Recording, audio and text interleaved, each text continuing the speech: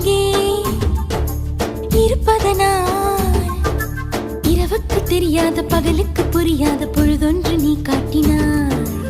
இதயத்தில் நீ இருப்பதனால் நான் தூங்கும் நேரத்தில் என்னுள்ளே தூங்காமல் நெஞ்சுக்குள் வாயாடினாய்.